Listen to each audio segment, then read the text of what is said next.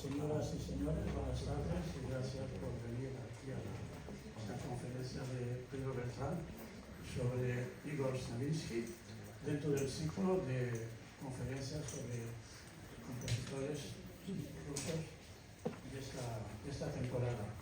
Antes que todo quería enseñarles que aquí tenemos, el cartel de hoy, de Stravinsky. La semana que viene, en este mismo lugar, tratamos otro tema. Digo tratamos porque serán dos ponentes, mi amigo Alain Andreu, que es doctor en psicología, y un servidor que es un servidor sobre el tema de sectas y manipulación mental. Es un tema muy... tiene mucha liga. Nos hemos trabajado y entonces pues aquí está el cartel, ya digo, es a la misma hora. Después aquí he vuelto a reproducir la agenda que tenemos hasta las hogueras y ahora pueden hacer una foto o bien apuntarse aquí para que lo mandemos por WhatsApp, en fin, todos los casos de estar documentados. Y nada más, voy a dejar la palabra a Pedro, que será mucho más interesante que la mía, y nada, que disfruten. Muchas gracias. Muchas gracias a todos por venir una vez más. Primero, en relación con lo que hemos dejado en las sillas, lo primero es el formulario de adhesión para el que quisiera adherir a la adhesión a la Maison de France. Y luego he dejado un formulario que es de un grupo de WhatsApp que hemos creado, que nadie se asuste porque es un grupo de WhatsApp sin comentarios. Que están prohibidos los comentarios. No es que estén prohibidos, es que no se pueden hacer. Porque también WhatsApp permite esa función. Y entonces el que quiera prometemos, es mi número móvil además, o sea que lo prometo personalmente, enviar 1 o 2 notificaciones al mes.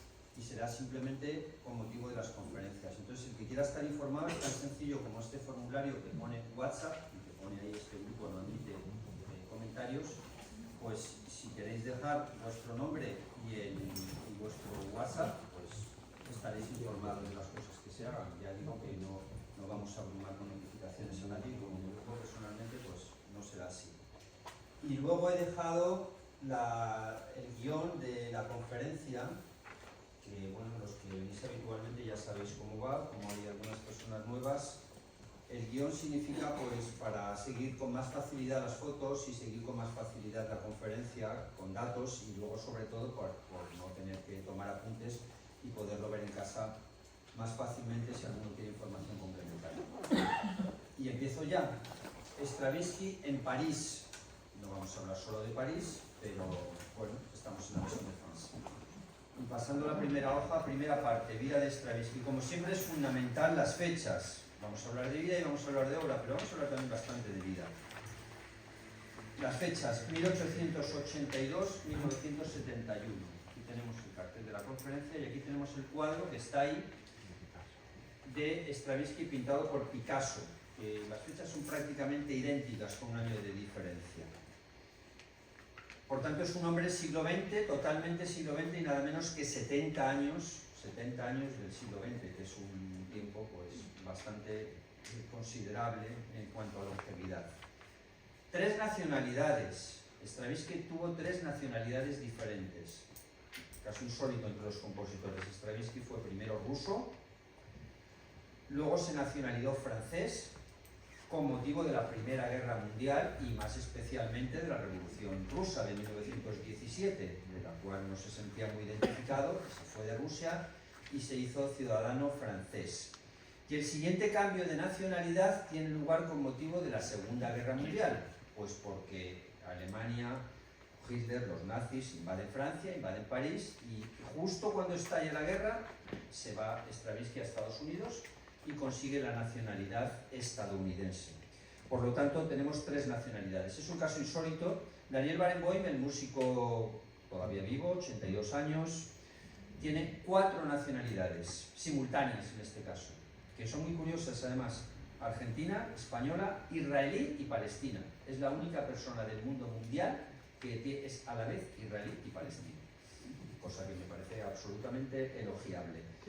Claro, lleva 5 años sin aparecer por Israel porque, dado los vientos de guerra que soplan allí, pues ya no toleran esas actitudes más pacíficas. Bien, digo a continuación que ningún compositor ha tenido 3 nacionalidades, algunos han tenido 2, y a título de curiosidad los cito. Händel fue alemán, luego fue inglés, muy conocido Händel, claro. Rossini también, italiano-francés, porque pasó toda la última etapa de su vida en Francia, de hecho sus últimas óperas son en francés, algo bastante desconocido. Offenbach, el famoso de Cancan y otras operetas, alemán y francés. Meyerbeer, alemán y francés. Rachmaninoff, ruso y estadounidense. Schönberg, austriaco y estadounidense. Ahí tenemos todos los que emigraron con motivo de la Guerra Mundial, es decir, Schönberg, la segunda, Kurbel, austriaco-estadounidense, Korgl, austriaco-estadounidense, Hindemith, alemán y estadounidense. Eso en cuanto a las nacionalidades.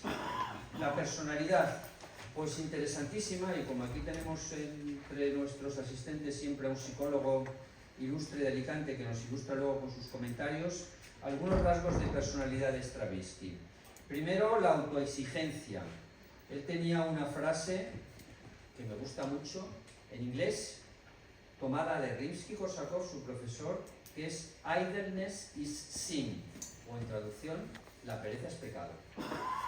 Extremadamente activo es la palabra, activo en cuanto a actividades, en cuanto, pues, no perezoso, ¿vale? Lo que pongo, lo contrario de vago, extraordinariamente trabajador, diligente, activo, gran capacidad de esfuerzo y aprovechamiento del tiempo. Y se refleja por el hecho, y esta es una anécdota de su vida, pero está relacionada con la psicología, de que Stravinsky estudió Derecho, estudió la carrera de Derecho. Luego hablaremos por qué estudia la carrera de Derecho cuando nos refiramos a su padre. Por lo cual estudia Derecho y música a la vez, y saca la carrera de Derecho. Es un quiero y puedo. Hay gente que es quiero pero no puedo. De eso hay también algunos casos psicológicos. Stravinsky es quiero, puedo y lo hago. Luego su extraordinaria adaptabilidad, el hecho mismo de cambiar de nacionalidad, lo refleja. Flexibilidad y cleptómano. Esta suena más rara. Cleptómano no es que se dedicara a robar en tiendas. Bueno, se le considera cleptómano porque muy poco, casi nada del material que utiliza Stravinsky, del material musical original, es suyo. Es decir, que lo roba o lo toma prestado. La enciclopedia New Grove, la más famosa de música, la acusa directamente de ladrón, un poco exagerado, porque siempre modificaba las cosas. Esos son los rasgos de su personalidad. Y dentro de esa flexibilidad pasamos a los estilos musicales, porque no hay ningún compositor que cambie tanto de estilo. Es algo espectacular. Es decir, si uno escucha música, pues Mozart, pues mira, suena que es Mozart. Esto parece Beethoven, parece Brahms. Con Stravinsky es imposible, absolutamente imposible. Es decir, reconoceremos alguna obra porque la conocemos, pero será imposible de reconocer el periodo musical. ¿Por qué?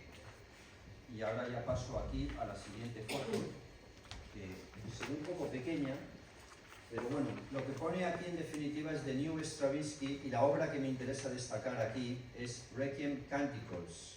Es el Requiem de Stravinsky. Stravinsky también tiene su Requiem. Muy corto, sus obras eran muy concisas, 16 minutos. Pero en los 16 minutos de Requiem, y como ese es el objetivo de la obra, refleja sus estilos musicales. ¿Cuáles son? Como pongo aquí, periodo ruso. Stravinsky, no olvidemos que es ruso, nace en Rusia, su padre es ruso, su madre es rusa, es su idioma natal, se va por motivos políticos en definitiva. Que inicialmente son obras de estilo totalmente ruso. Las más conocidas, pues las que conoce casi todo el mundo: El pájaro de fuego, Petrushka, que se conoce un poco menos, y La consagración de la primavera. Es que la mayoría de la gente, no sé de los que estáis aquí, ya está, se ha acabado. Stravinsky no hay más. Y son obras totalmente rusas y que corresponden a su periodo ruso. Todas son anteriores a la Primera Guerra Mundial y, por supuesto, todas son anteriores a la Revolución Soviética de 1917, con lo cual Stravinsky se estrenan en París, pero Stravinsky iba y venía. Segundo periodo, neoclásico, de 1920 a 1954. ¿Qué significa neoclásico? Que él vuelve a un estilo anterior, se inspira en música del periodo clásico, del periodo anterior, es decir, siglo XVIII, siglo XIX, por eso es neoclasicismo. Si La consagración de la primavera le parece a alguien avanzado, esto es mucho más en términos políticos podríamos decir que el primer periodo es de centro, el segundo es de derecha o extrema derecha y el tercero de extrema izquierda. ¿Vale? Para que se entienda. El pájaro de fuego a alguno le puede parecer muy avanzada la observación de la primavera. Bueno, esto está bien, no puedo decir que sea tampoco una cosa revolucionaria en sentido actual, por lo menos, desde luego. Pero lo que vuelve al neoclasicismo es que Stravinsky se inspira en música puramente clásica del 18 y el 19. Obras conocidas, Pulcinella, esta es un poquito más conocida, Sinfonía en Do, menos conocida, y de Reis Progress, o en traducción al castellano, La carrera del libertino, que es una ópera en inglés, pues, bueno, no sé cuánto la conocéis. Figura en el repertorio relativamente. Y último periodo, el de extrema izquierda, 1954, no tiene nada que ver con la ideología política, lo he hecho como ejemplificación, ¿no? Luego hablaremos un poco del tema político. 1954-1971, es decir, hasta la muerte, pues es un periodo en el que Stravinsky se inspira totalmente en Schoenberg. Y lo curioso de la película es que lo hace del momento en que muere Schoenberg. Y lo más raro de todo es que Schoenberg y Stravinsky eran vecinos en Los Ángeles, vecinos de calle prácticamente. Bueno, en la misma calle, un poco más lejos y otro un poco más cerca. O, no más cerca, sino en la misma calle en cualquier caso. Obras destacadas, muy desconocidas, seguro. Canticum Sacrum, Treni y Requiem Cánticos. Con lo cual, son tres estilos musicales que no tienen absolutamente nada que ver el uno con el otro. O sea, es opuesto. No hay ningún compositor al que le pase eso. De nuevo, estamos en flexibilidad, originalidad, adaptabilidad, capacidad de cambiar. Es una cosa que a mí particularmente me encanta de Stravinsky, es decir, esa capacidad de adaptarse y de cambiar. Hay mucha gente pues, que vive con su misma pareja toda la vida, bueno, muy elogiable, muy bien, no hay nada tampoco que reprochar, no lo entendemos como reproche, pero Stravinsky era una persona pues, que le gustaba adaptarse, que cambiaba de circunstancias, cambió de país, cambió de nacionalidad, cambió de idioma, cambió de pareja. Bien, y otra originalidad tremenda esta de récord, bueno, récord mundial, no hay nadie. Escribió música en 7 idiomas, que es la siguiente página. 7 idiomas, claro, 7 idiomas son muchos idiomas. Vale, ¿por qué son 7 idiomas? Caso único de la historia de la música. Escribió óperas en 4 idiomas. Ruso, francés, inglés y latín. Sí, he dicho bien latín, no me he equivocado. Abraham Isaac fue compuesta en hebreo, nada menos que en hebreo. Estrenada en Jerusalén. Y Pulcinella tiene partes en italiano, con lo cual, y aparte, 3 obras religiosas en eslavo, idioma eslavo eclesiástico, con lo cual nos vamos a 7 idiomas. Pues no, ahí sí que es récord internacional mundial, porque ¿qué otros compositores puedo destacar que hayan escrito en más de un idioma? Ahí los cito. Mozart, italiano y alemán. Italiano, pues Giovanni, Noche de Fígaro, alemán, la más conocida, Zauberflote o Flauta Mágica. Verdi, italiano y francés, muy poco conocidas, que Verdi escribió su Don Carlo en francés y alguna más. Rossini, como he dicho, muy poco conocido, que sus últimas óperas son en francés, pero son fabulosas. Guillaume Tell, Donizetti, lo mismo, y Händel, italiano e inglés. Pero claro, estos se quedan en 2, Stravinsky está por 7, o sea que, en fin, con bastante lejanía. Otra estadística, tenemos aquí entre el público que no le gustan mucho las estadísticas, pero esto es una estadística objetiva. A mi compañero del público y amigo no le gustan las subjetivas, esta es objetiva. Quiero decir, ¿qué compositores son los más longevos? Primero Carter, que no es Jimmy Carter, Carter, el presidente se murió con 100 hace poco, este murió con 103, es uno de los compositores más destacados de Estados Unidos, de la segunda mitad del siglo XX y principios del XXI. Rodrigo, este es más conocido, Joaquín Rodrigo, el del concierto de Aranjuez, 97, Dutillé, poco menos conocido quizás, no sé, 97, Menotti 95, Tippett, bueno, si no es muy conocido pronto lo conoceréis porque es un compositor al que dedicaremos media conferencia, ya que hablaremos de Britten y Tippett, los dos compositores ingleses más destacados. 93, Sibelius, pero que este más conocido, 91, Boulez 90, y bueno, Stravinsky está al octavo, dentro de los más destacados, por supuesto, 88, que son muchos. Y luego he puesto, por citar solo 10, Saint-Saëns, de Sansón y Dalila, y Richard Strauss con 85.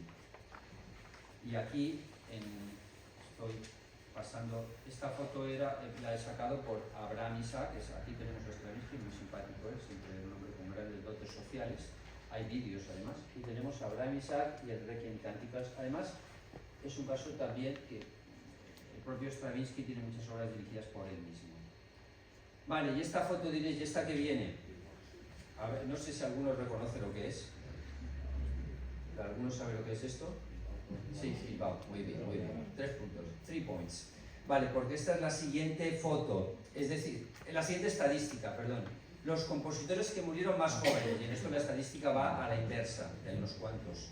El top number 1 es Arriaga, y esto es el Teatro Arriaga de Bilbao. Top number 1 porque murió con 19 años, no está mal. Segundo, Pergolesi, 26. Tercero, Schubert, 31. Bellini, grandísimo compositor de ópera italiana, famoso de Casta Diva, Norma, 33. Mozart, no tiene presentación y esto sí que es muy conocido, que murió con 35. Purcell, Inglaterra, 36. Inglaterra siglo XVIII, Inglaterra barroca. Bizet, pues esto es menos sabido, que murió con 36. Bizet, como sabéis, es el de Carmen, que murió poco después de estrenar Carmen. Mendelssohn, 38, Gershwin, Rhapsody in Blue, 38, y Chopin, que no necesita presentación, 39. Bueno, me ha parecido curioso hacer la estadística de los más longevos y los menos longevos, ¿vale? Bien, seguimos, pasamos a la siguiente. La siguiente, aunque seguimos en la misma foto, este es el papá. La siguiente es, la he titulado Dos genios que se van, dos genios que se quedan. ¿Por qué? Porque hay 4 grandísimos compositores rusos, que no soviéticos, del siglo XX, que son muy conocidos los 4, Prokofiev, Shostakovich, Rachmaninoff y Stravinsky. Las fechas las he puesto ahí, son relativamente parecidas. Shostakovich es el más joven, 1891-1953 Prokofiev, o sea que siglo XX totalmente. Shostakovich totalmente siglo XX porque nace incluso en el siglo XX. 1906-1975. Rachmaninoff, más siglo XIX en cuanto a nacimiento, 1873-1943, es el más antiguo, por así decirlo. Y Stravinsky, que se emparte en nacimiento siglo XIX, pero desarrolla su obra en el siglo XX, 1882-1971.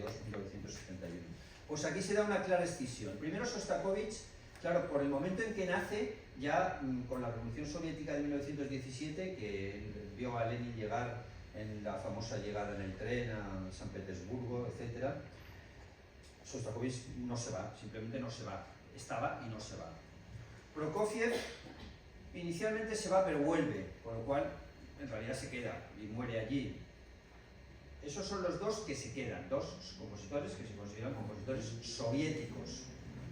Stravinsky se va, Stravinsky eso de la revolución y tal, pues no va mucho con él. Y Rachmaninoff también se va.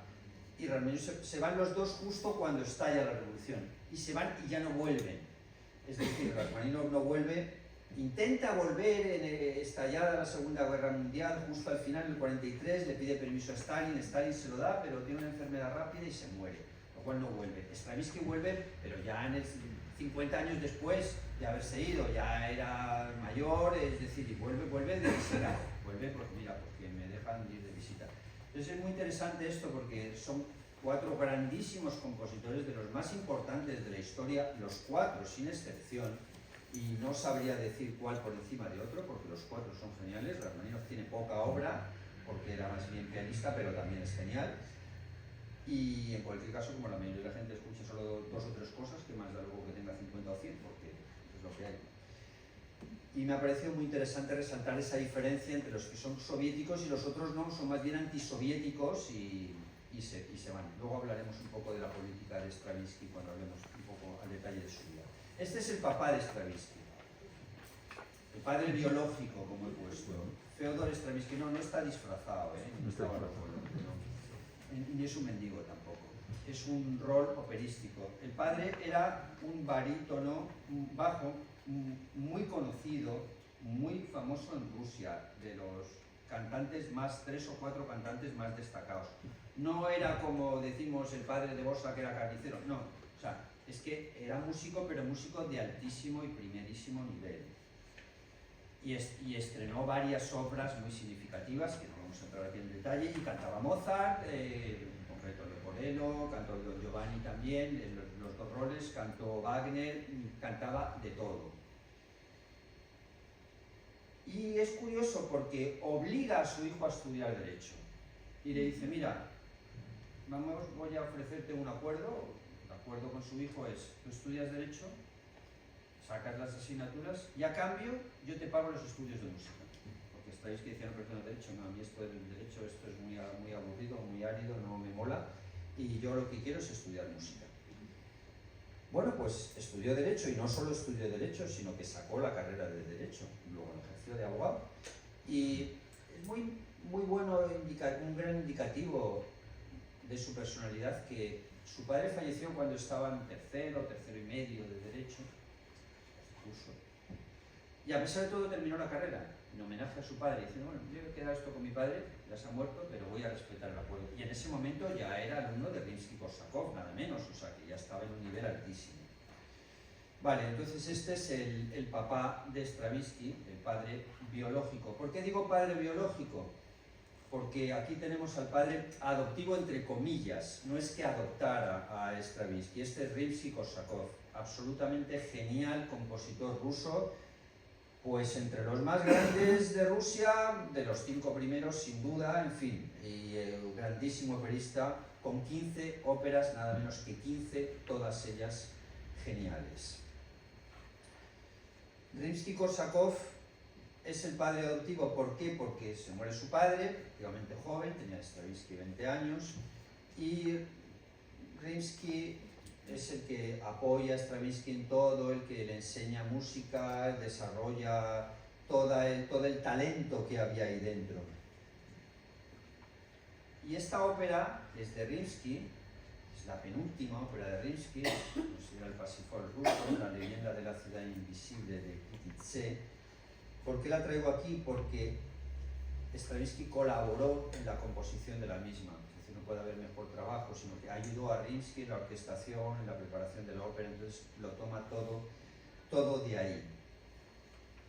Y esta que traigo, la traigo porque Stravinsky, Rimsky-Korsakov también, por supuesto, si está en letra pequeñita arriba no se ve, se ve sobre todo el título, porque Stravinsky fusila, copia, directamente copia, con ligeros cambios, ligero desarrollo, su famosísimo Pájaro de Fuego, tan hiperconocido, lo copia del tercer acto de esta ópera, que es una ópera ballet.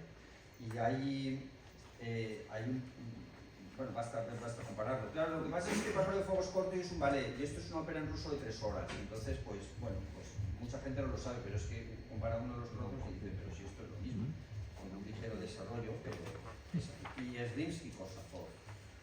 Ya muerto Rimsky-Korsakov, que por cierto es su hijo, el hijo de Rimsky, que era compañero de Derecho, otro más, de Stravinsky y amigo, se enfada muchísimo, diciendo, vale, yo te haces rico a costa de mi papá.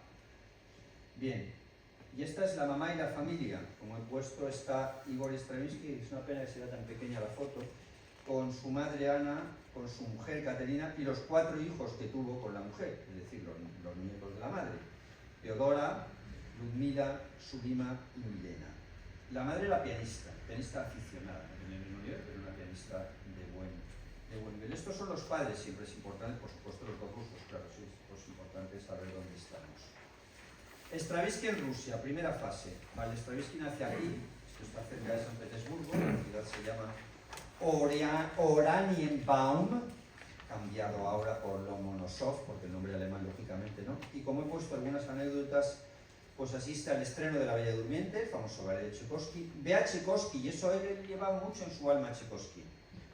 Ve a Tchaikovsky 2 semanas antes de morir, y lo ve porque lo ve simplemente y luego muere Tchaikovsky, queda bastante impactado. Y él dice, justo 60 años después, vuelve al mismo sitio donde había visto a Tchaikovsky a dirigir un concierto. 60 años después.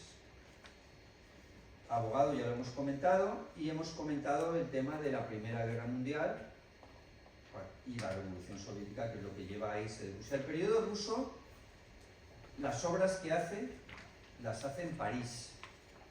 Las obras rusas propiamente estrenadas en Rusia hay, pero ni se interpretan y no tienen significativo especial. Stravinsky es un compositor que inicia la genialidad muy tarde. Su primera obra genial es con 28 años.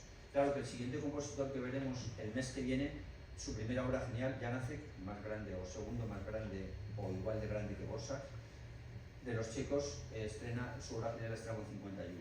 Y Brunner con 42, o sea que en fin, a quien le supera bastante. Bien, nos vamos al periodo francés. Y aquí estamos en París. y en la Place Igor Stravinsky, que está al lado del centro Georges Pompidou.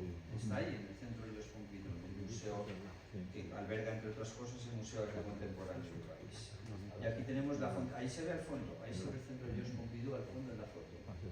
Y aquí tenemos la Fontaine, que se llama así, Fontaine Igor Stravinsky. Y a continuación nos vamos a la siguiente, que es el Palais Garnier, que es la ópera clásica de París. ¿Por qué? Pues porque allí se estrenó El pájaro de fuego, en este escenario. Allí se estrenó también Pulcinella, otro ballet.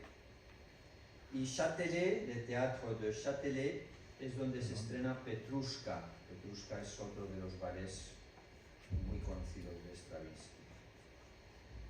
Y este edificio mucho más moderno, de estética, no sé si diría alemana, de Teatro de Champs-Élysées, es donde se tuvo lugar el famoso estreno de Le Sacre du Printemps, o la consagración de la primavera. Este está al lado del Sena, los tres que acabo de mostrar, o sea, Châtelet, Palais Garnier, por supuesto, porque es la ópera, no es la ópera de Bastilla, es la ópera clásica, sí, los tres siguen en plena actividad, con muchos conciertos, óperas, etc. Y el siguiente, que también, foto de interior, el siguiente es la Salle Pleyel, que es donde se estrena Agon, el último ballet de Stravinsky. Y la siguiente foto es Montmartre, porque Stravinsky vivía muy cerca, en su periodo parisino, como casi todos los artistas, etc., vivía ahí muy cerca de Montmartre. Y a continuación Stravinsky con Jean Cocteau y Coco Chanel. Por Coco Chanel, que tiene que haber aquí el perfume, y Coco Chanel, pues porque fueron amantes unos años. Tenían prácticamente la misma edad. He puesto el año de fallecimiento es el mismo, además, como ves, 71. Bien, pues este es el Stravinsky parisino, y como he puesto en la frase, Stravinsky se enamora de París y París se enamora de Stravinsky. Y siguiendo con el periodo francés, porque es periodo francés, porque además es más de la nacionalidad francesa, nos vamos a alguien que dice aquí qué tiene que ver Mussolini y qué tiene que ver Hitler. Stravinsky era un gran fanático de Mussolini, y la frase que he puesto ahí es: creo que no hay nadie que venera a Mussolini más que yo. Es el salvador de Italia y esperemos que de Europa entera. Bueno, visto en retrospectiva, qué horror. A la salida del encuentro con Mussolini afirmó: yo mismo me siento un fascista. Pues otro horror. Y lo curioso del tema es que acusaron a Stravinsky de ser judío, y no era judío, ni por papá, ni por mamá, ni por abuelo, ni por nada. O sea, Stravinsky no tenía nada de judío, era ruso, que no es lo mismo ser judío que ruso, evidentemente. En un momento dado, Schoenberg le pidió que colaborara con la fundación de un conservatorio en Tel Aviv, y se negó Stravinsky totalmente, año 35. Y muy triste de su biografía, que no hay que decir todo lo positivo y también lo negativo, que no firmó las peticiones de defensa de artistas judíos que se hicieron para, bueno, que rehabilitación en definitiva más que defensa. Y aquí tenemos la Entarkte Musik, o Entarkte Musik, no solo Musik, sino Entarkte Kunst, o le hacen en alemán, en traducción, la exposición de arte degenerado, famosísima exposición del año 38, en donde Hitler, Goebbels, etc., hacen una presentación de las obras de arte degenerado, que exhiben al público lo que es el arte degenerado. Y esa exposición tuvo una sección, no una sección, sino una amplísima parte, no solo artística, que es más claro, sino musical, o sea, no solo de pintura, sino musical. Musical en donde el público podía escuchar, y había discos, podía escuchar las obras degeneradas, ¿vale? Para que vieran qué degenerado es. Claro, Stravinsky, a pesar de lo bien que se había portado, que había sido muy bueno, había dicho que Mussolini era extraordinario, que él era fascista, todo eso, se encuentra con la enorme sorpresa de que le incluyen como degenerado en el año 38 en esa exposición, y el que tenía un montón de conciertos en Alemania, actuaba mucho en distintos, y en Berlín concretamente, con mucha frecuencia. Claro, dice, a Chavo el desastre. Ser considerado yo arte degenerado. Además, me parece totalmente injusto, porque en ese momento Stravinsky era todo lo contrario de degenerado. ¿Qué es degenerado Stravinsky? Lo anterior, la consagración de la primavera. Digo yo, la óptica de Hitler, que era muy peculiar, porque Salomé podíamos considerar una ópera muy degenerada, sin embargo Hitler hasta estuvo en el estreno y le encantaba Salomé. Bueno, bien. Quiero decirte con esto que Stravinsky en ese momento estaba haciendo obras clásicas, súper clásicas. Era el compositor menos avanzado del mundo mundial.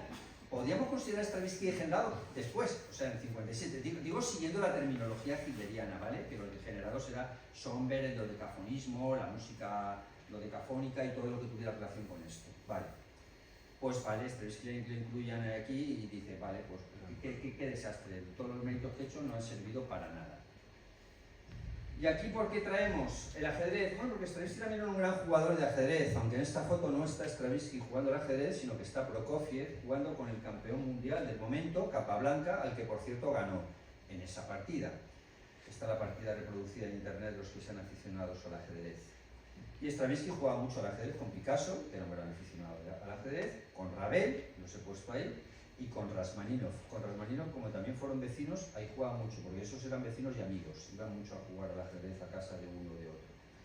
Y cuento aquí una anécdota de que Stravinsky, pongo que era un jugador meticuloso y analítico, mientras que Picasso jugaba de una manera intuitiva y agresiva. Va bastante con la personalidad, porque Stravinsky era muy reflexivo, era muy trabajador, por supuesto, pero se lo pensaba mucho antes de hacer las cosas, no se puede decir precisamente que trabajara rápido, ¿no? Todo lo contrario, es decir, con gran el detalle. Picasso sabemos que no, que era apasionado, que lo hacía las pinturas una detrás de otra, etc. Y una vez durante una partida, Picasso, impaciente por la lentitud de Stravinsky al tomar una decisión, le dice: eres demasiado lógico, Ígar, el ajedrez es como el arte, hay que arriesgarse. Y Stravinsky responde: sí, pero solo si el riesgo está bien calculado. Bien, su personalidad y estilos creativos, como pongo, mientras que Picasso buscaba la espontaneidad y la emoción, Stravinsky más bien prefería precisión y el orden. Vale, la siguiente foto es Stravinsky con su gato.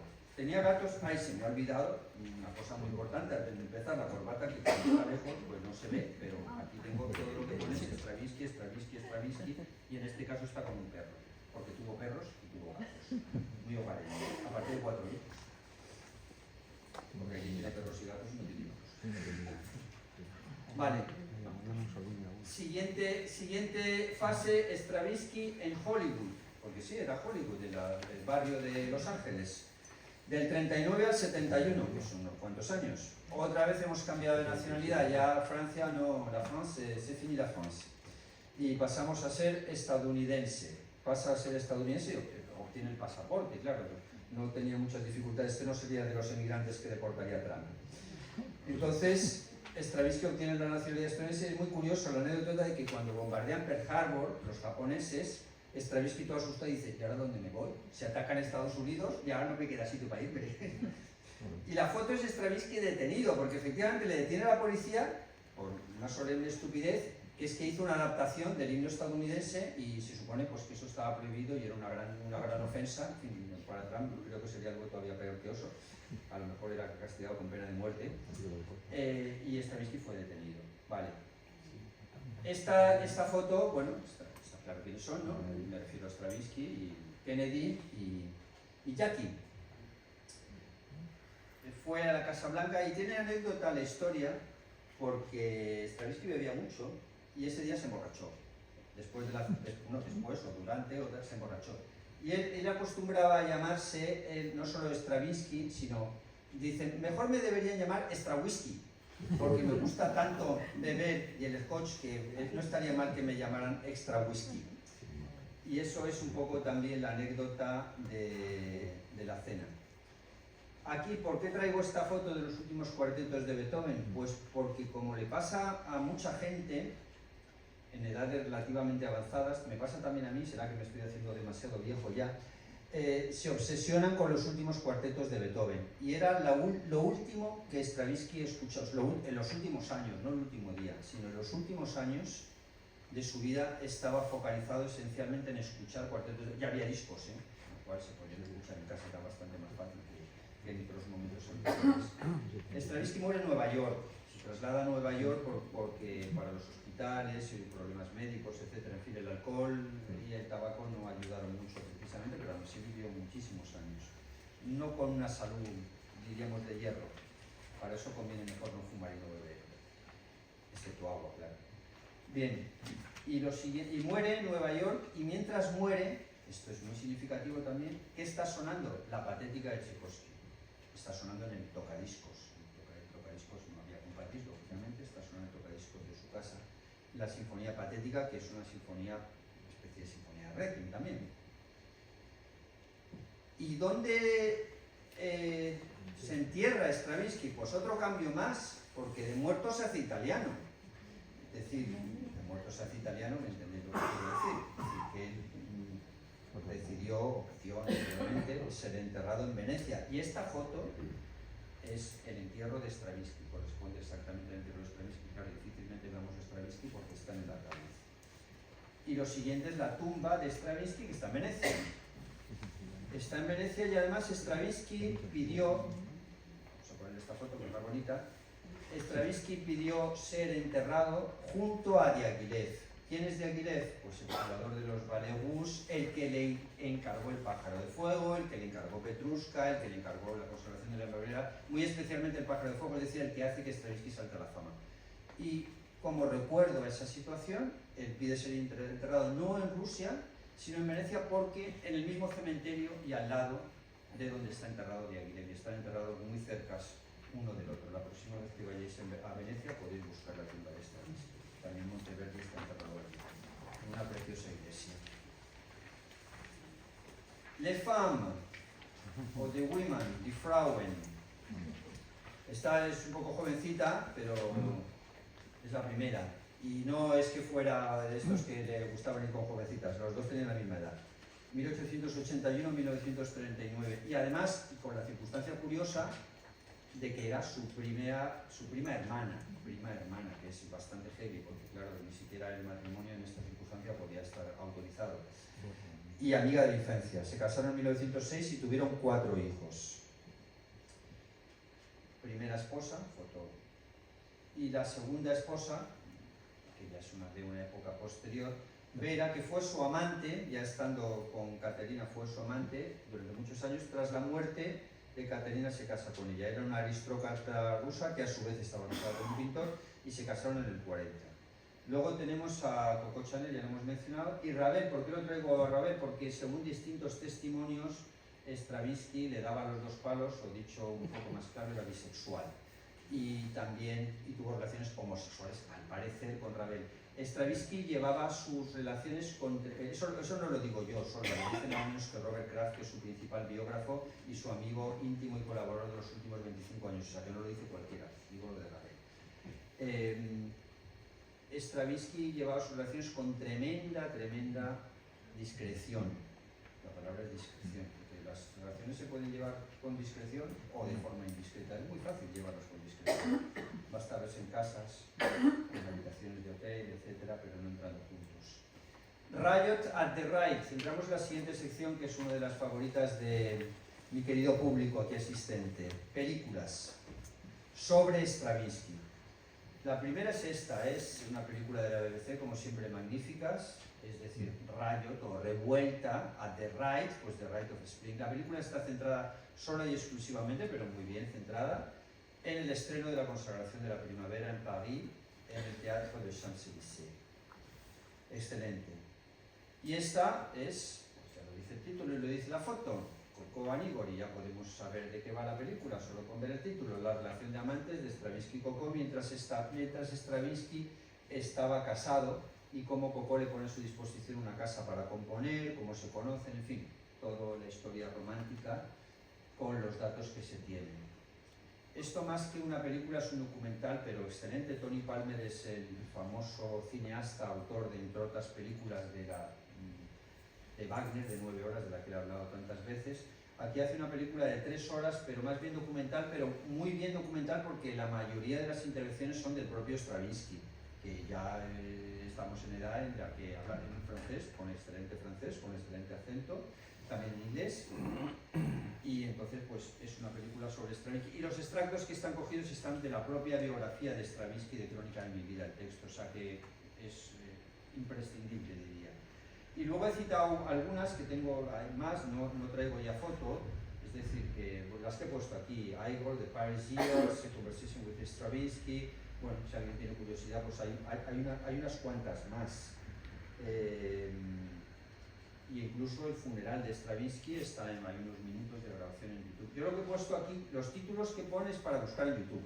No tiene sentido que ponga el texto de allí porque no es esto no es una versión digital, es un papel, pero si uno escribe lo que yo he puesto aquí, pues va a YouTube directamente, y si tenéis ganas de investigar, pues podéis investigar un poco más.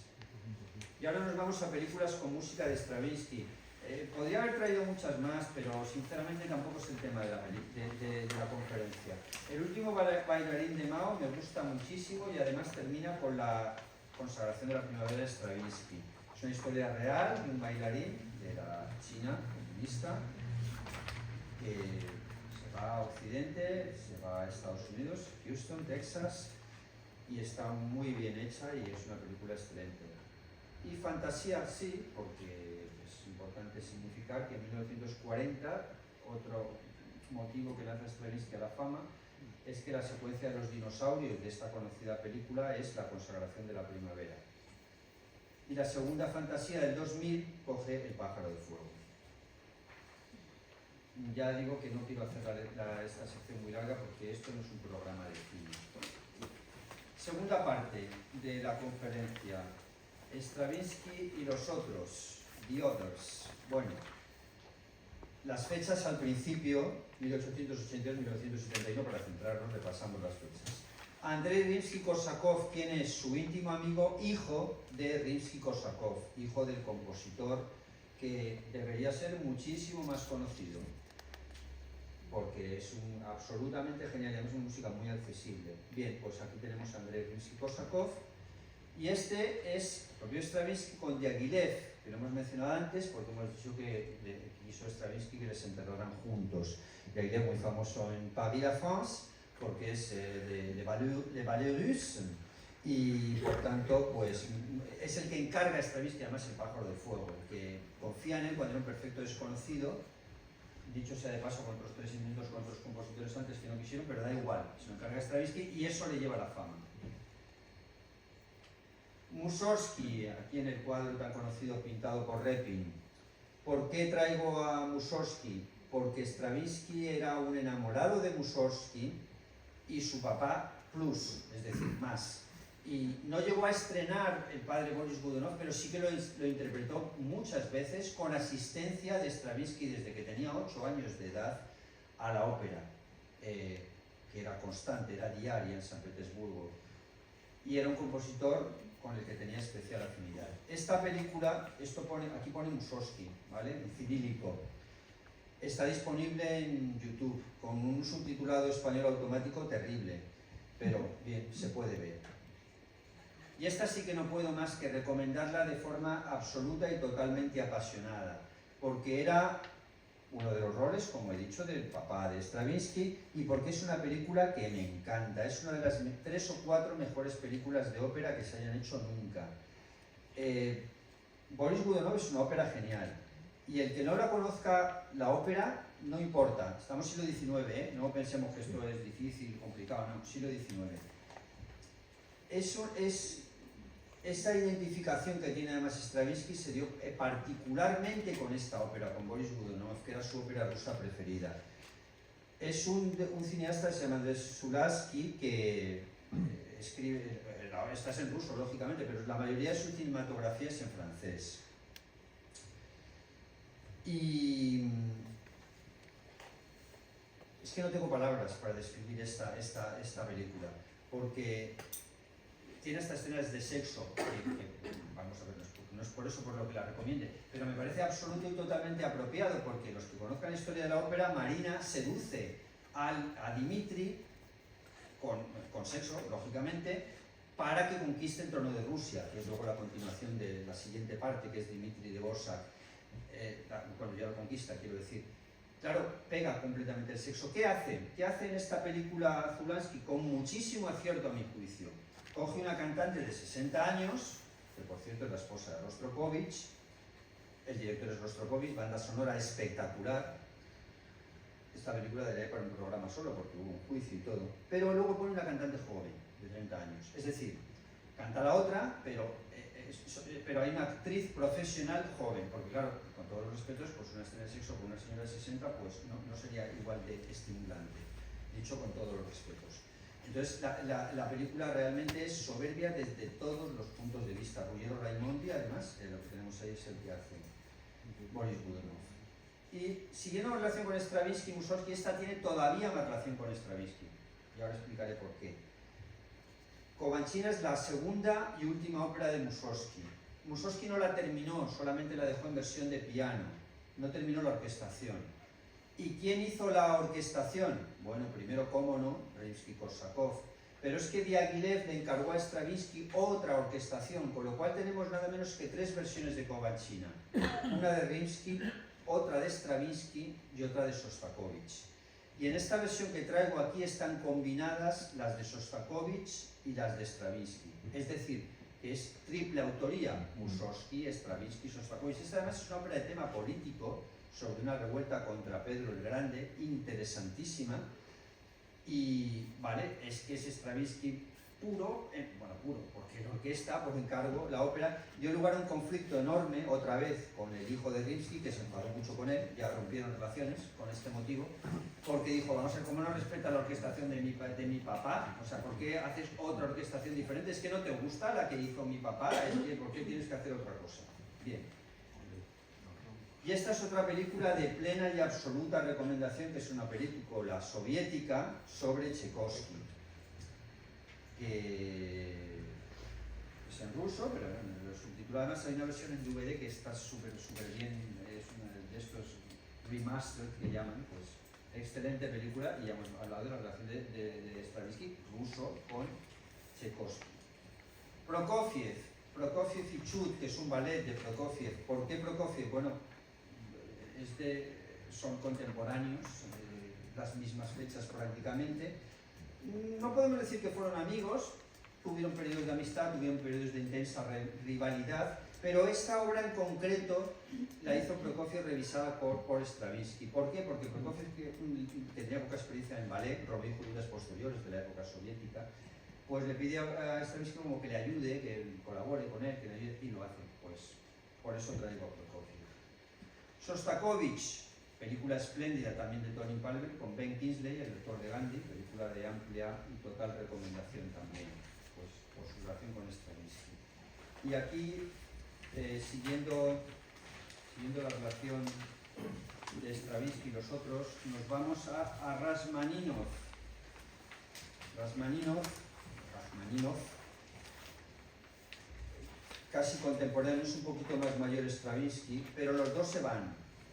Los dos son vecinos de Los Ángeles, los dos proceden de familias musicales, los dos son compositores geniales, los dos son pianistas, Stravinsky también era pianista, los dos ejercen de director de orquesta, porque los dos, Stravinsky tiene muchos discos y se le ve dirigiendo en YouTube, hay varias versiones. Los dos se casan con primas hermanas también. Los dos se exilian en Estados Unidos, ambos vecinos en Los Ángeles. Lo que pongo al final de La miel rusa es una anécdota, que es que a Stravinsky le gustaba mucho la miel. Y Rachmaninoff, que era un hombre muy serio, muy introvertido y tal, como se ve en esta película, que también es excepcional, por cierto, en francés, la película es en francés, con los siguientes subtítulos, claro, pero es una película... no, corrijo, no es en francés, es una edición francesa, pero la película original es en ruso. En cualquier caso, esto es una edición francesa la que traigo aquí. Pues a Stravinsky le encantaba la miel y Rachmaninoff, tan serio y tan introvertido, pues estas personas introvertidas les cuesta más expresar sus sentimientos, su emotividad. Pues le gustaba ir a casa de Stravinsky y regalarle miel. Pues miel rusa, claro. Mira, que me ha llegado miel de Rusia. Ah, sí, gracias, Sergei. Vale, pues pasiva. Bien, Ravel.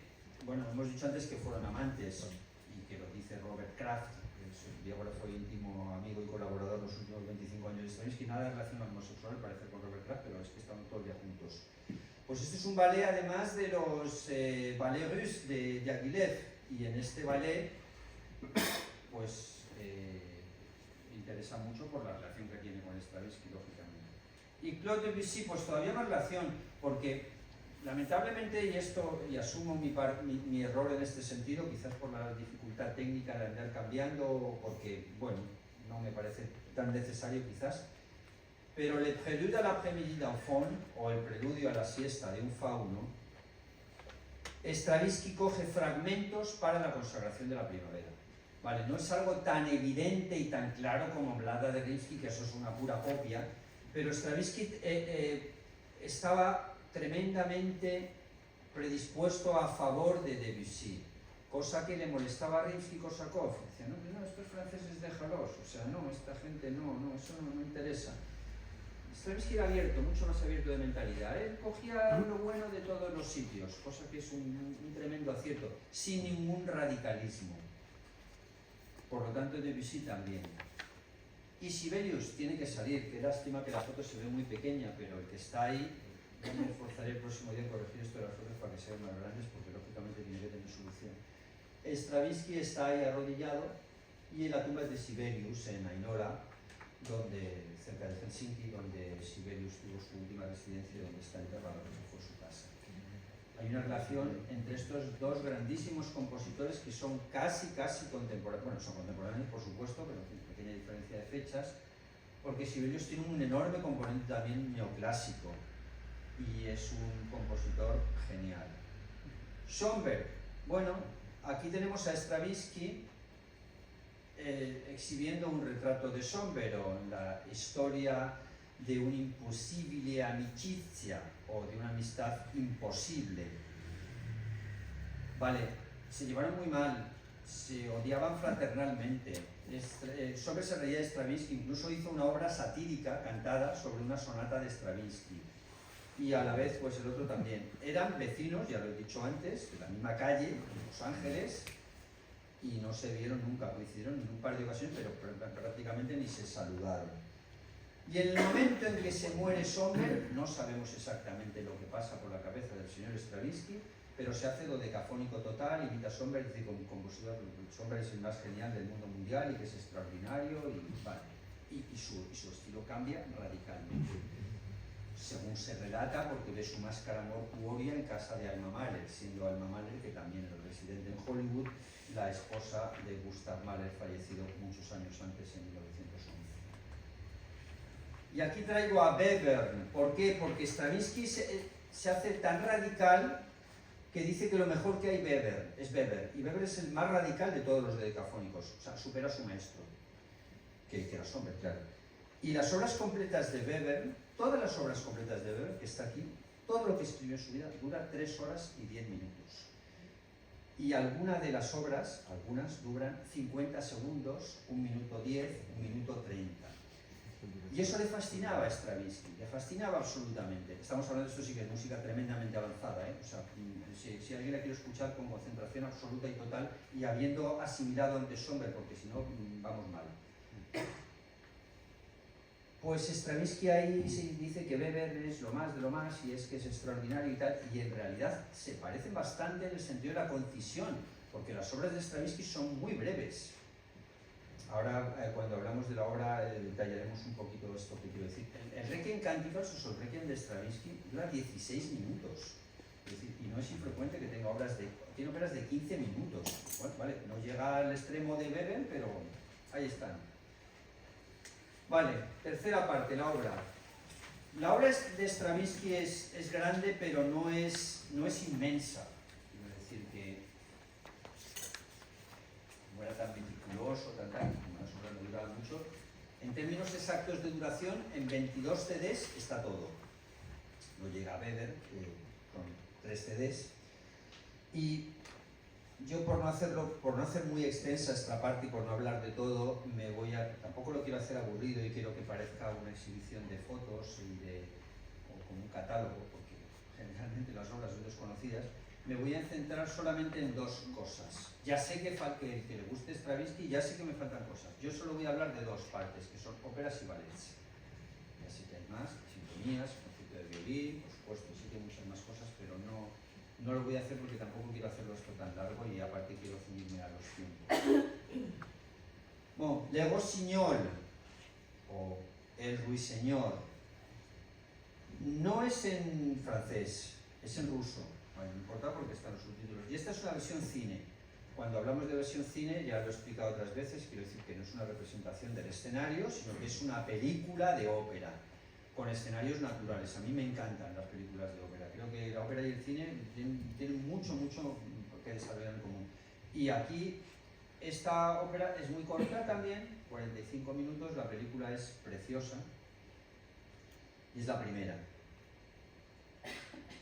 Renard que hay más en el mismo disco, porque como son tan cortas, esta dura nada menos que 14 minutos, o nada más que nada menos. El zorro, de la traducción.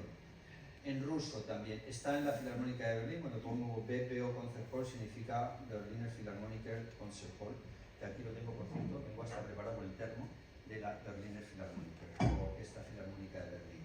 Bueno, Mavra, también 15 minutos en ruso. Aquí lo tenemos en una versión de la ópera de Múnich junto con la última ópera de Tchaikovsky. Claro, el problema de estas obras son tan cortas que con qué las haces, vamos, no sé por qué, claro. No vas a ir, voy a la ópera, dentro de 15 minutos ya nos vamos. Y si haces dos, pues tampoco, porque sigue siendo muy poco. Vale, Mavra en ruso, basada en Pushkin y dedicada a Tchaikovsky, él mismo la dedicó. Y en Ópera en Vídeo, en el canal Ópera en Vídeo, que es un canal del que he hablado en alguna ocasión, que tiene nada menos que 30.000 óperas, 31.000, que calculando una al día, he calculado que en 68 años uno las ve todas y ve una al día. Os podéis poner en ello. Bien, pues está una versión de la Fundación Juan Mar de Madrid subtitulada en nuestro querido idioma español. Vale, esta ópera es fascinante. A mí me encanta absolutamente. Esta es un poquito más larga, es 1 hora. Y esta versión, que está también en DVD, es particularmente fascinante. Esta ópera es en latín, es originalmente en latín, y en este caso el relato es en japonés, o sea que es una combinación perfecta, ¿vale? Latín y japonés para entenderlo todo. Evidentemente hay maravillosos subtítulos y es una representación, en este caso representación estilo película, pero es una representación operística, porque Stravinsky insistía mucho, con todo acierto, en que las óperas deberían hacerse en el idioma de la audiencia. Con lo cual él mismo, sus óperas, la del latín, la hace en latín, pero como tiene una parte, esta ópera tiene una parte relatada o hablada y otra parte cantada, pues la parte cantada es en latín, pero la parte relatada dice que tiene que ser en el idioma de la audiencia. En la Filarmónica de Berlín también está, en versión concierto, en alemán, lógicamente, aunque tiene maravillosos subtítulos en inglés. Bueno, la Filarmónica de Berlín lo hace soberbio porque pone los subtítulos en un lado en alemán y en otro en inglés, en un lado de la pantalla, me refiero. Vale, después lo he puesto ahí, BPO Petrenko además, y BPO Gardiner. Es verdad, hay 2 versiones en la plataforma de la Filarmónica. Absolutamente recomendable y corresponde al periodo neoclásico. Perséfone. Perséfone es otra ópera de Stravinsky, en este caso en francés, hemos pasado del ruso al latín y ahora al francés. Y esta representación, que es soberbia, es de Teatro Real de Madrid, como veis. Es excelente, una puesta en escena excelente, muy bien combinada, por cierto, con Yolanta, que es la última y maravillosa ópera de Tchaikovsky, una combinación perfecta. Primero hacen Yolanta y la segunda parte hacen Perséfone, porque solo está muy corta, 1 hora, 1 hora 10, y Yolanta 1 hora 25, 1 hora 30. Y ahora pasamos a English, The Race Progress. Nos dejamos en francés y Stravinsky compone directamente en inglés. Ya estamos en 1947 al 51. Esta es en Glyndŵr se estrenó en el Teatro La Fenice, ese precioso teatro que está en medio de los canales en Venecia. Seguimos con las óperas. The Flood o El Diluvio. Esto ya es dodecafónica, esto no es fácil. The Race Progress es un encanto de ópera. Es la más larga, es la única que cabe en una representación, porque son 2 horas y cuarto. Bueno, las demás es que puedes hacer igual 4 o 5 el mismo día. Es un poco complicado para los cantantes, por eso no se hacen así. Pero bueno, cada uno puede hacerse su repertorio en su casa. De Flat ya estamos en el 62, periodo decafónico. Idiomas, inglés y latín. Un encargo de CBS porque es una ópera encargada para la televisión. Y aquí hemos terminado. Hemos terminado porque son 7. Yo creo que la mayoría del público aquí asistente no conoce ninguna de las óperas. Yo diría que Edith Bourrés es una joya absoluta y The Race Progress es un encanto porque es neoclásica, es un estilo mozartiano, pero en inglés, adaptado al estilo moderno, es un encanto de ópera. Bien, ballets, ya vamos a lo más conocido. Claro que la sorpresa para mi querido público es que Stravinsky no tiene 2 ballets, que se llama La Consagración de la Primavera y El Pájaro de Fuego, ni 3, que se llama Petrushka. Stravinsky tiene 11 ballets. Y el gran drama para Stravinsky, y aquí tenemos l'Oiseau de Feu, precioso además el disco porque lo combina con Rimski-Korsakov, que como hemos dicho era su maestro, su padre adoptivo, su todo. El gran drama para Stravinsky, yo lo decía muchas veces, es qué dramático que de mí solo se conozca sigue entonces, y hoy, bueno, ahora ya está muerto, luego no lo diría, pues Pájaro de Fuego, Sacre du Printemps y Petrushka. Petrushka un poco menos, quizás. Cuando he hecho cosas mucho mejores y mucho más interesantes después, y qué lástima que la gente no los conozca. Y es verdad, es decir, yo no le quito, vamos a ver, el Pájaro de Fuego es extraordinario, ya he dicho que se parece a Blada, pero no pasa nada, lo otro es una ópera ballet, o sea que el otro es mitad ópera, mitad ballet. Bien, fecha de composición 1909-1910, cuentos folclóricos rusos sobre una ave mágica y un príncipe. Y si entramos en recomendaciones, yo hago siempre recomendaciones muy especiales. Esta es especialísima también, porque esto es ballet en versión cine, que eso es mucho más raro. O sea, ballet en versión cine, o sea, ópera en versión cine, vale, sí, está el Giovanni Pelosi, la Traviata, el Sefirelli, etc. Esto es ballet en versión cine, hay un Romeo y Julieta excelente. Es en estudio, pero bueno, son películas de cine, hay muchas películas de cine hechas en estudio directamente. Esto está en YouTube y he puesto además el link para encontrarlo. Lo que pone ahí de Tristán M.A., pues porque un señor que se llama Tristán M.A., o que dice llamarse Tristán M.A., lo ha subido a YouTube de forma totalmente pirata. El que lo quiera hacer, bueno, no sé si la palabra es legalmente, pero quiera ver un poquito más de calidad, pues puede hacer una pequeñita inversión y comprarse el DVD. Porque este DVD es sencillamente mágico, porque tiene la película de Firebird, la película de Petrushka y de propina Sherezade de Rimsky, que no es un ballet, pero está adaptado para. Bien, pues como digo, Return of the Firebird. ¿Y por qué dice Return of the Firebird? Porque, como pongo aquí, que no sé por qué lo he puesto en inglés, film recreations, o sea, recreaciones originales de los ballets rusos. Para decirlo más claro, las producciones originales que se hicieron de estos ballets están reproducidas de la mejor manera para llevarlas al cine y a la escenografía que se hace. Vale, ese es el primer ballet, 1909-1910, claramente ruso, no puede ser más ruso si copia un ruso. Bien, segundo, Petrushka, este es menos conocido, lo cual me sorprende bastante, que sea, es un poco menos, yo diría que es el tercero en clasificación, el segundo cronológicamente, 1910-1911. Me sorprende porque este ballet es el único de los ballets de Stravinsky que tiene una historia verdaderamente interesante, entre comillas, y en general de los ballets, porque la verdad es que los ballets, yo no sé si conocéis las historias de los ballets, que son bastante relevantes, insusas, incluido el Pájaro de Fuego y la Consagración de la Primavera, que prácticamente no tienen historia. Esta es una historia bonita, corta también, 30 minutos, una muñeca que toma, o un muñeco que toma vida, y un triángulo amoroso, como pongo ahí, entre tres marionetas, carácter vibrante y folclórico. ¿Y aquí de dónde coge Stravinsky? Que siempre copia o roba, con desarrollo, por supuesto, y no le quitemos ningún mérito al desarrollo. El Pájaro de Fuego, la copia es casi literal, pero luego se va desarrollando cada vez más y es un grandísimo compositor, no pasa nada porque copie o porque se inspire en. El material temático no es lo suyo, el material temático lo copia de los demás. Balakirev, obertura honrosa en 100 sobre temas rusos, y la cuarta de Tchaikovsky. Que lo escuche y conozca bien la cuarta de Tchaikovsky puede ver perfectamente esa relación. La Sacrée du Printemps, con Barenboim y la Orquestra de París. Yo me acuerdo que cuando apareció este disco, el suegro de Barenboim, Dmitri Baskirov, padre de su segunda esposa, Elena Baskirova, dice, no me ha gustado porque no tiene estilo ruso, le falta. No, yo considero que es un disco fabuloso, no sé, no soy ruso, entonces igual tampoco sé detectar exactamente lo que quería decir. El disco es soberbio y la obra también. Claro, cuando algunas personas me dicen, oh, la Sacrée du Printemps, tan moderno, tan original, tan... 1913, 1913, no 2013, que es que han pasado 110 años, 112 para ser exactos, o 111. Claro, vale, bien, sí, estupendo, pero si eso es música moderna, no sé, queda mucho detrás, después me refiero. Obras revolucionarias sobre rituales paganos. Y de esto hay varias películas. Esta es una película que me gusta muchísimo, es muda, es una película muda, pero no es una película del ballet, esto es un poquito más complicado. A ver bueno, se va a entender, ¿no? Yo siempre hago las cosas, explico las cosas para que se entiendan.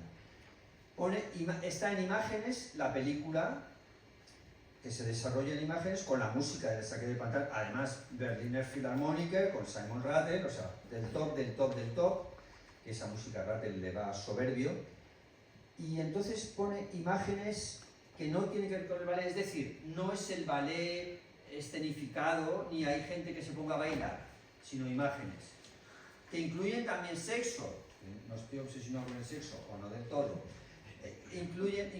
pero es que le va muy bien porque esta es una obra tremendamente sexual, tremendamente ritual en el sentido energético sexual, con lo cual no está mal enfocado. Muy interesante, 45 minutos porque no dura más el ballet. Y esta película que está en DVD y está en la plataforma de la Filarmónica de Berlín, yo la vi en Alicante, en nuestra querida ciudad, lo que entonces se llamaban Cines Astoria. Recuerdo perfectamente haberla visto allí y ahora está en la plataforma de la Filarmónica de Berlín, de las pocas películas que hay allí. Es interesantísima porque es el estreno en Berlín por un grupo de jóvenes, de 250 jóvenes, de la consagración de la primavera. Bueno, más que película, esto es un documental realmente, más largo, dos horas, porque coge todos los ensayos, etc. Y en francés, l'importance d'aimer. Zulaski es el que he comentado antes de la película de Boris Godunov, de la que estoy profundamente, apasionadamente enamorado. Esta es una película distinta porque esto es una película de cine, ¿vale? No es una película de ópera, pero saca la consagración de la primavera en muchos momentos y me parece soberbio porque lo combina con Tristán y Isolda de Wagner y no está mal la combinación. Esta es muy sexual. Cuando pone Stravinsky, lo pone en escenas de orgías sexuales, que se ve a la gente porque Stravinsky era bastante el hombre, este sí que debía estar realmente obsesionado por el sexo, porque vamos, que todas las películas ahí está. Hay una película muy conocida, se llama Posesión, que está en Filmin, por cierto, y esta también está en Filmin, ¿no? Sí, creo que sí, no está en español, claro, la importancia es amar. No la importancia, sino lo importante es amar. Vale, escenas orgiásticas con la consagración de la primavera, orgiásticas sexuales, que se ve un grupo de gente teniendo sexo en grupo. Sí, no lo considero inadecuado realmente porque está en relación con el tema. Y tanto Tristán y Isolda como la consagración de la primavera, Tristán y Isolda, cuando saca Tristán y Isolda es más el amor, o sea, el amor sublime, el amor no sexual. Bueno, difícilmente puede haber el amor en una orgía, sexo sin duda mucho. Puede haber una relación amorosa sexual de una pareja, perfectamente cabe el sexo también, caben las dos cosas, que es realmente la situación ideal. Pero aquí esa combinación es muy buena porque las dos, tanto Tristán y Isolda, por cierto, se me olvida, está aquí nada menos que Klaus Kinski, el maravilloso actor alemán, está en los protagonistas de la película Museo, sí se ven las letras, está grande. Tristán y Isolda es una ópera de muerte, de amor y muerte, ¿vale? Porque es amor y muerte. Más bien, el mensaje es el mismo, el amor no cabe en esta vida y acaba con la muerte. De hecho, el último fragmento de Tristán y Isolda es la muerte de Isolda, o Isoldes Liebestod. Vale. Y la consagración de la primavera también es una ópera de muerte, porque porque la última escena de la consagración de la primavera es la muerte, es de muerte de la protagonista. Por tanto, es una combinación verdaderamente interesante en donde están jugando con los dos temas y me encantan estos directores de cine que saben de música de verdad y que utilizan, en lugar de música de compositores basura o de cuarta división de bandas sonoras, pues utilizan música de primerísimo nivel, como es el caso. Y bien, ya pasamos a la cuarta y pasamos ya a cosas pues menos conocidas, entiendo. Creo que el nivel de conocimiento va bajando, no el nivel de calidad, el nivel de calidad va subiendo. En Pulcinella retrocedemos en cuanto al lenguaje, es totalmente clásica, composición 1910-1920 y he puesto aquí un link, review Domenico Gala meets Stravinsky Pulcinella en YouTube, porque hay cosas estupendas en YouTube. Y aquí hacen una comparación entre la música original, que no es de Pergolesi, como creía Stravinsky. Stravinsky creía que era de Pergolesi, de Aguilez también, pues no, es de un tal Domenico Galo, bastante menos conocido.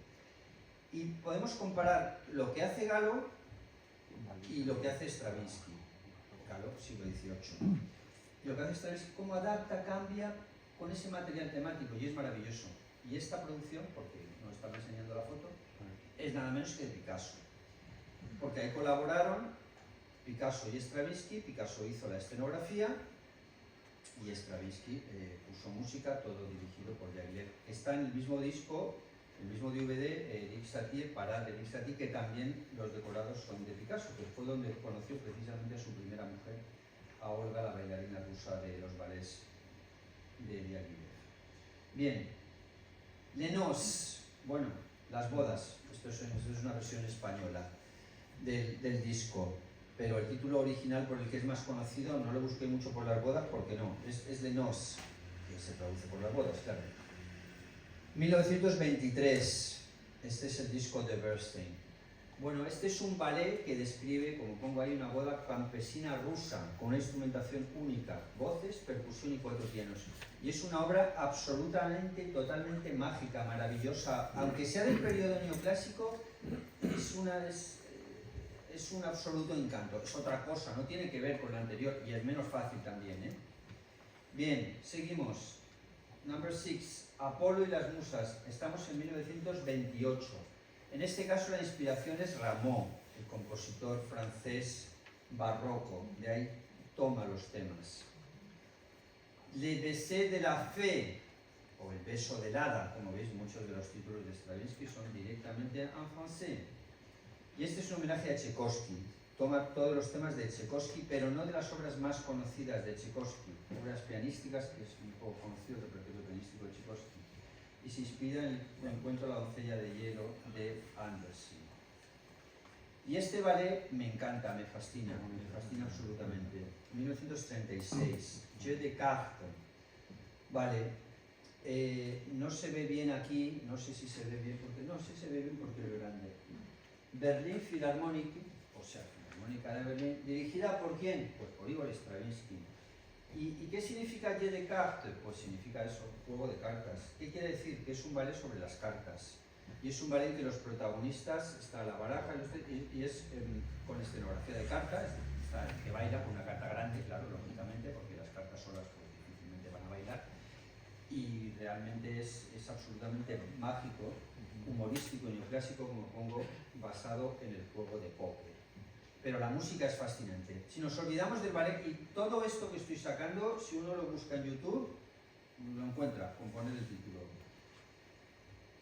Porque una cosa que ocurre con los ballets de Stravinsky, que muchas veces se olvida, es que los ballets de Stravinsky son ballets. Parece una tontería lo que estoy diciendo, pero no es una tontería.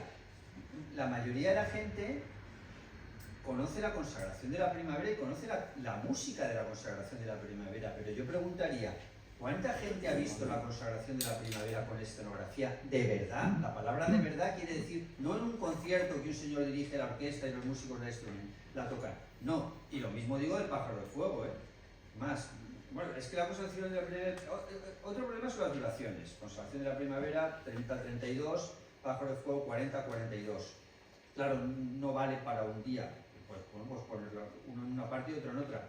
Se hacen no con la frecuencia que deberían, y cuando de verdad uno los aprecia con toda su intensidad es cuando los ve con escenografía. Por poner un ejemplo operístico, y a mí me gusta la ópera sin imágenes en cualquier caso también, pero es como el que ve una ópera y solo escucha la música. Pues esto es lo mismo, pero lo que ocurre es que normalmente óperas y música de eso hay muy poco. Hay algunas óperas en versión concierto, pero muy poco. Si uno, se puede poner un disco en su casa, por supuesto, pero si uno va a un teatro de ópera, pues escucha la ópera con versión escenificada, la escucha y la ve. Pues los ballets de Stravinsky no, se escuchan, pero no se ven. Y claro, todos estos, y sobre todo, y esos tan famosos, tan conocidos, pues es realmente una lástima porque hay escenografías soberbias. Bien, seguimos. Este es un poquito más original todavía porque es un ballet para elefantes. No es broma, es un ballet para 50 elefantes. Ahí se ve la foto de abajo un poquito pequeña. Y es un ballet corto, 4 minutos, y por cierto, siento lo de no traer música, porque la música es súper conocida, sobre todo para los que vayan alguna vez, que no serán muchos, los que vayan o hayan ido al circo. Es muy corto, son 4 minutos y medio. Si se lo pone, dirán, y eso es el ballet de Stravinsky, un ballet de Stravinsky, pues vaya, no lo sabía. Bien, seguimos con ballets y vamos terminando. Este se llama así, se llama Scène de Ballet, está junto con Bertusca porque no es grande, con maravillosa y muy querida por mí Filarmónica de Israel, y el también muy querido Leonard Bernstein. Pues son escenas de ballet para un musical de Broadway también soberbio. Orfeus, el mito griego de Orfeo, 1948, estamos ya en el 48, y aquí damos un salto al último ballet, Agón,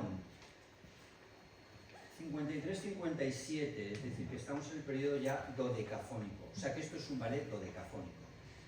Bueno, yo solo puedo decir que es absolutamente soberbio y Stravinsky, para demostrarle a Sommer que ya estaba muerto, un poco tarde para quererse o para admirarse, bueno, para demostrarle a Sommer lo bueno que era él y lo excelente discípulo de su dodecafonismo, lo hizo para 12 bailarines. Toma ya, o sea, no puede ser más exacto, ¿vale? Y el sistema dodecafónico toma un ballet para 12 bailarines. Muy corto, 20 minutos. La enorme ventaja que tienen los ballets de Stravinsky, y en general las obras de Stravinsky, es que son tan cortas que caben 3 ballets en una novena de Beethoven. Entonces uno perfectamente puede escuchar en su casa, por YouTube o en DVD o como le guste, o si no lo quiere escuchar la música o de fondo, como sea, pues en un rato se escucha 3 o 4 ballets, en un rato de hora y media o de 2 horas, y es sin duda muy interesante. Vale, ya lo he dicho antes, hay mucha más obra, pero no quiero hacer esto que parece un catálogo ni abrumar con tantos datos. En la conferencia de músicos rusos de demasiados datos me pasé y voy a moderarme un poco. Lo prometo intentarlo y creo que hoy casi que lo he conseguido. Vale, la siguiente foto es ya la próxima conferencia, Janácek. Algunos no sabrán quién es Janácek, no lo sé, pero bueno, pues pueden venir para descubrirlo, o podéis venir para descubrirlo, porque es el segundo o el primer gran... Segundo, da igual. Dvořák y Janácek son los 2 grandes compositores checos, y especialmente sus óperas son particularmente geniales, con lo cual os invito a venir el 6 de marzo, que en esta ocasión será... No está mal la fecha, me dice Carlos, efectivamente, porque se cambió la fecha y es miércoles. Es miércoles 5 de marzo, pero bueno, da igual. Lo pasaremos, los que queráis suscribiros al grupo de WhatsApp, os lo pasamos por WhatsApp. Yo he terminado, muchas gracias por venir, y si alguien quiere hacer alguna pregunta, quiere comentar algo sobre lo que he dicho o sobre cualquier otra cosa relacionada con Stravinsky o con lo que queráis, pues adelante, por favor. Pas de question, en fase. Hablo francés también y puedo traducir, o sea, que estoy aquí de original francófono.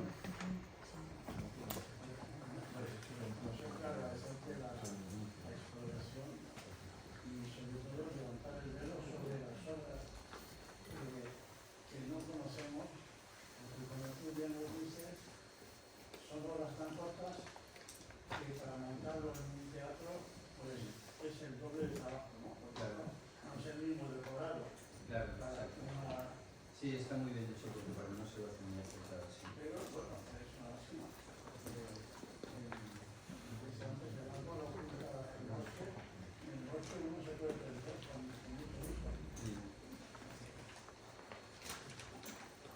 Una asociación de amigos de Stravinsky. Pues nada, gracias a ti, en cualquier caso, gracias por invitarme a dar la charla y por la continuidad de estas charlas. ¿Alguna observación más? ¿Alguna pregunta? ¿Alguna duda? ¿Alguna cosa que se quiera profundizar? Bueno, representar, la palabra representar te doy la razón, sí. Si hablamos de representación escénica, no, vamos a ver, tocar sí. O sea, el pájaro de fuego, pero no, con representación escénica, no, menos. Como ha dicho Carlos, está el problema de las duraciones y, claro, Ballet Tchaikovsky pues ya te llena la velada y es más fácil. Pues tienes que pagar a más intérpretes, es más complicado. La consagración de la primavera, el pájaro de fuego, bueno, algo. Pero en conciertos sí, ¿eh? O sea, pero eso lo que pasa en Madrid, lo que se cobra y demás, y no suele ser muy habitual.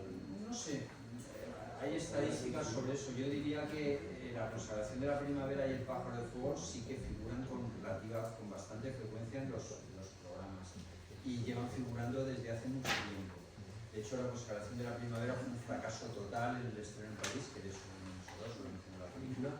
Fracaso total, con abucheos, etcétera, un grandísimo escándalo. Pero cuando ya se hizo en versión de concierto, no, claro, no es lo mismo. Y yo creo que sí que figuran en el repertorio algunas, esas cosas, esas 3, punto. O sea, los demás no, porque los demás son menos. Ahora en sí es un compositor muy importante, muy significativo, y si no lo fuera no lo habría traído aquí, porque lógicamente está entre los grandes compositores del siglo XX. Yo llamarle el más grande compositor del siglo XX, no, porque del siglo XX hay un montón de compositores y tampoco se trata aquí de, como dice mi querido amigo que está en el público, de clasificaciones subjetivas, de quién es mejor o peor, porque eso es tremendamente subjetivo. Pero es un grandísimo compositor, un compositor importante, muy significativo. Hay quien dice, no, el siglo XX es en pintura es Picasso, en música es Stravinsky. No, yo creo que eso es exagerado. Pero sí, tiene una importancia considerable y es una pena que no se haga más y sobre todo que no se hagan con representación escénica. ¿Más cosas, más preguntas, señor psicólogo? Catedrático. Me gustaría que explicaras un poco más, si es posible, ¿no? Esa calificación de algunas composiciones de Stravinsky como música degenerada. El objetivo de degenerada es Bueno, música degenerada es un calificativo que le puso Schindler. Exactamente, es el Tarte Musik, que él en un momento dado decidió calificar a determinados artistas, pintores y músicos como música degenerada. Hay una colección preciosa de Beca que se llama así, música degenerada. Entonces, él consideraba que eran músicos degenerados. El cabecilla máximo de los degenerados era Schoenberg, porque era dodecafónico, es decir, música avanzada, en su opinión, claro, y además judío. Todos los judíos por concepto ya eran degenerados. Entonces, ya es por concepto. El máximo, Courbet lo cubría todo. Courbet era judío, era degenerado y era marxista, era comunista. Entonces, claro, ya todo, se cubría las tres cosas. Y otros compositores, hay muchos de esa época que se llama música degenerada, pero insisto que es una calificación de Hitler, o para ser más preciso, del nazismo.